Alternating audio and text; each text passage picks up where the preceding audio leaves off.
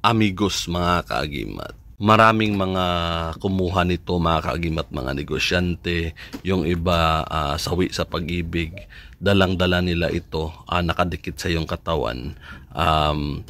Sisertihin ka sa iyong hanap buhay, kung meron ka negosyo, marami ang bibili sa iyong tinda.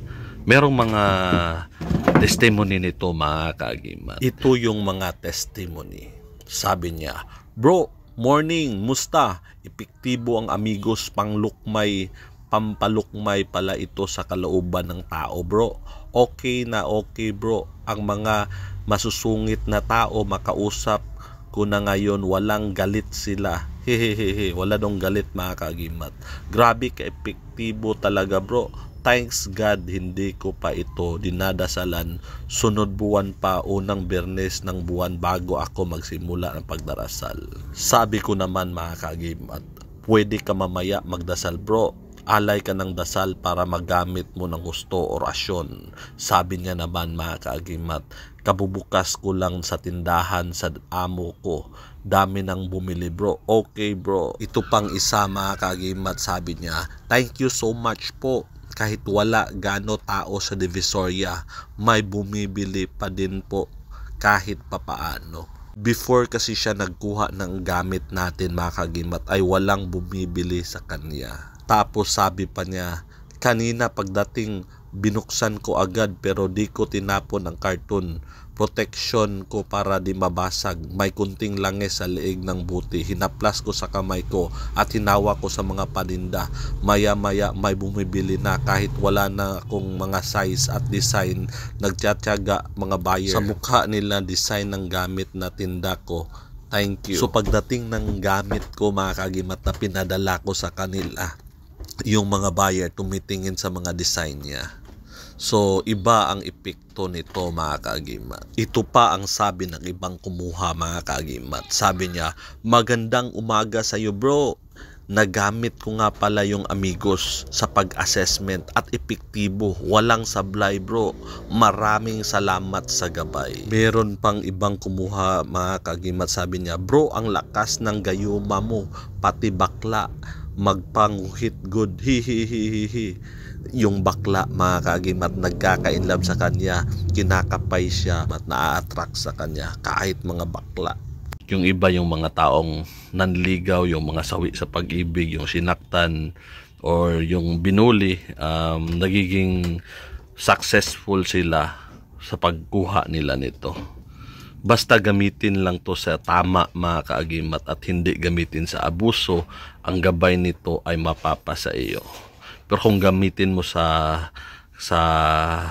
panloloko, gagamitin mo sa manloko ka ng babae, gayumahin mo sila, hindi na yan tama. Mali na yan mga kaagimat. Gamitin lang sa eksakto. Ang amigos mga kaagimat ay merong iba't ibang sangkap. Merong bulaklak ng kawayan, merong bahay ng aninipot, merong awog mga kaagimat, pampaswerte, merong mga iba't ibang sangkap sa para paninda at pakipagkaibigan at sa gayuma. Ang mga orasyon sa loob nito mga kaagimat ay mabisa na. Meron ng iba't ibang taong gumamit nito. Koleksyon ko to mga kaagimat sa iba't ibang uri ng mga antingeros na gumagamit nito. Bali, pinaghalo ko, pinagsama ko. Tapos yung mga formula nito ay formula talaga ng mga nitibo. Tapos sa ngayon, hindi ko pa ito na-ritualan mahagimat. Mag-ritual tayo para magiging mabisa at malakas ito. Kung makuha mo to mga kaagimat is refill oil kasi to mga kaagimat. Yung amoy hindi siya masyadong maganda kasi yung herbs mga kaagimat i-absorb niya. So once na matanggap mo, refillan mo to ng pabango. Pabango ang i-refill mo dito mga kaagimat para masarap sa pakiramdam, yung amoy niya nakaka-attract ng tao. At nagtuturo din ako ng susi nito, paano siya paandarin. Actually mga kaagimat, once na ritualan natin, buhay na to. Pero ang pag-maintain lang ng kapangyarihan, gaya ng palaging sinasabi ko, mahilig ako magdasal, mahilig ako sa orasyon. So ituro ko ang tamang proseso at pamamaraan ng tunay na antingeros, hindi lang yung tao na merong agimat, yung tao merong anting-anting. Ang sa akin talaga tinuturo, yung marunong ka gumamit ng mga agimat mo. Alam mo kung paano siya gamitin, alam mo kung paano siya alagaan. Karamihan sa mga antingeros ngayon ay hindi nila alam kung paano gamitin ang kanilang mga agimat. Basta meron silang dala, yun na yun. Pero ang totoo niyan mga kagimat, 50-50 ang epekto niyan. Hindi natin alam kung aandar yan o hindi. Iba talaga mga kaagimat, ibang-iba sa taong marunong gumamit ng agimat. Yung marunong ka magdasal, marunong ka mag-alaga ang tamang pamamaraan. Sa Diyos lang tayo magdasal mga kaagimat. At ito, meron kasi mga names dito at saka gumawa tayo ng mabuti. Ang Diyos, Ama, ang magpapaandar nito. Kasi siyang nagawa, siyang naglikha ng mga halaman, mga herbs nito, siya magpa-empower. Unlike sa iba, ang magpa-empower din sa kanilang mga gamit is mga engkanto, mga espiritu, mga fallen angels, or mga demonyo papandar sa mga gamit nila. Sa atin, ang turo ko, gusto ko sa Diyos mga kaagimat. Sa Diyos, gumawa ka ng mabuti, gumawa ka ng tama, at papaandar. Ang Diyos magpapaandar sa mga gamit mo.